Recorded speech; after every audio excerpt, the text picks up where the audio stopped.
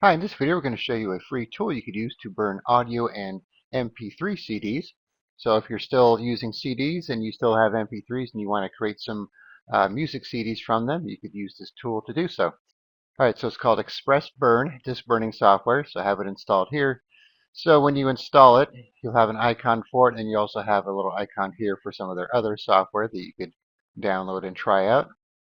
Alright, so you can find this on the Microsoft Store, and they'll also have the pay for version. And if you go to their website, you could download it here as well. So they have a Plus edition, and you'll see here it says Express Burn Free is available for non-commercial use, does not expire, but will only burn CDs because it does have DVD burning features, but not in the free version, even though you'll see the feature there. And if you do decide to buy it, here's the current pricing. Alright, so I have it installed here, so let's open it up. Alright, so when it first opens, it's going to ask you what you want to burn, and like I said, you have the video and Blu-ray options here. It'll just prompt you to buy the other versions if you try and use it. So we could do the audio CD or MP3 CD. So let's say we want to do an MP3 CD. Click on Create. So we have our MP3 settings here. So if you want to change the bitrate quality here, or if you want to use variable bitrate, you have some encoding modes here as well. And if we were to do an audio CD, you could add CD text to your CD, assuming your player supports it. Then you can see up here we have video tab for Blu-ray and DVD, data tab to burn a data disk to CD, not to DVD. Then we have the ISO option here if you want to create an ISO from a disk or write an ISO to a disk. So you can use this, I believe, but just to CD, not to DVD. So that's kind of how they get you. They just limit you to using CDs. So most ISO files are going to be too large for a CD unless you're doing something really small. Then we have some other tools here. Eject the disk, load the disk, check out some options. Okay, so let's go back to audio here. Let's do an audio CD from MP3s. So we're on the audio CD option here. Let's say we add our text here.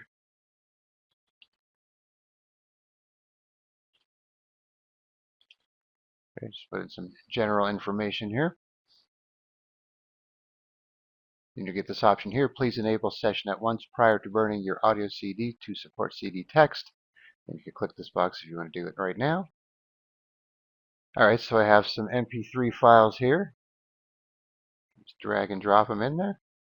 I have a CD loaded. So you can see here, I'm using 45 minutes of an hour 19. So when it comes to burning audio CDs from MP3s, you're not going to be able to fit as many when you're doing an audio CD compared to when you're doing an MP3 CD, because audio CDs go by time here, where the MP3s kind of go by size of the disc. So let's say your car stereo only plays audio CDs, you're going to want to do an audio CD from your MP3s. But if it does MP3s, then you could just do the MP3 option to get more songs on there. So if we click here, you can see we have a lot more space here. So 700 megabytes, and we only used 100, so we could fit a lot more songs when we're doing an MP3 CD. And then when you do MP3s, you could do folders as well to keep them separated. All right, so if we switch back here, all right, let's just go ahead and do a quick burn just so you can see how it works. All right, so you have to pick your drive. Write speed is set to max by default, but you can lower it if you think you're going to have problems with it having some errors by trying to burn too fast. How many copies you want to burn. If you want to do overburning to try and get more out of it, probably not a good idea. And then you could finalize the disk just to make sure everything works correctly. And then you have the options here to use the default track pause or burn session at once to customize the pause, and then you could change the pause in seconds if needed. All right, let's click on burn, see what happens.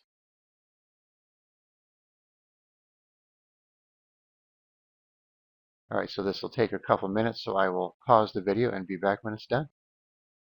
Okay, so the burn process is complete, so it only took a few minutes since it was only a few songs here, so click OK. All right, and then it ejected the disk, so I'll put the disk back in here. All right, so it says not a CD in the drive because the drive has already been used.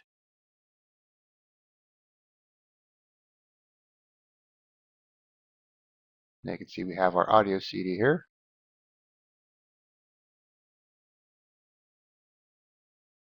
All right, so it's actually playing. I just have the sound muted on the recording so you can't hear it, but you'll have to take my word for it. And I could do the next song here. So these songs were just test MP3s, so they didn't have any metadata with the song title, so that's why she's showing up as track 2, 3, 4, and so on. So if I were to go back to these songs here, right click, go to Properties, go to Details. You can see here there's no title, no artist, and so on. So that's where it gets the information from when you burn these to a music CD. So keep that in mind.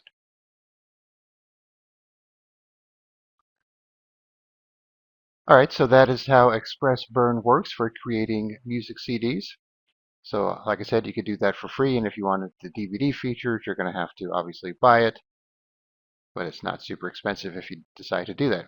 All right, so like I said, you can find it in the Microsoft Store, but I'll also put a link to their website in the description if you'd rather download it that way. All right, thanks for watching. Be sure to subscribe.